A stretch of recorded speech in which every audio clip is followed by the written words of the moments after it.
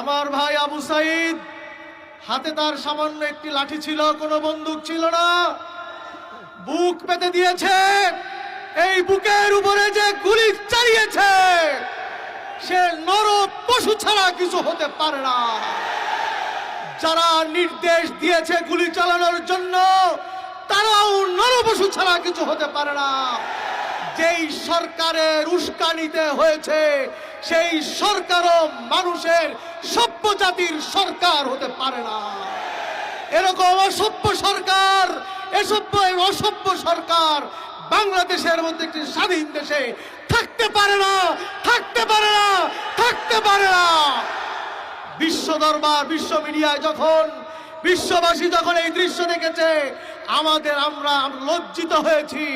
স্বাধীন একটি বাংলাদেশে, স্বাধীন সার্বভৌম দেশে পুলিশ কিভাবে মারে, বাংলাদেশের সরকারি দলের ছাত্ররা কিভাবে আমাদের শিক্ষার্থীদের উপরে, ছাত্রীরা নিরীহ, ছাত্ররা ঢাকা বিশ্ববিদ্যালয়ে নিরীহ, তাদের উপরে যেভাবে চড়াও হয়েছে এটা কোনো সভ্য দেশে হতে পারে না।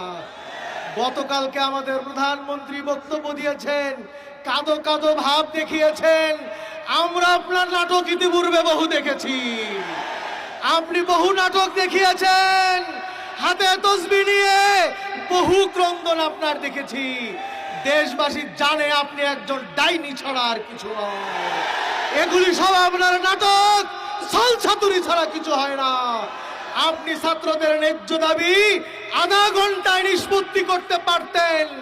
আপনার সংবাদ সম্মেলনের পরেই এই উস্কানি আপনি দিয়েছেন, সারা দেশে এতগুলি হত্যাকাণ্ড হয়ে গেল।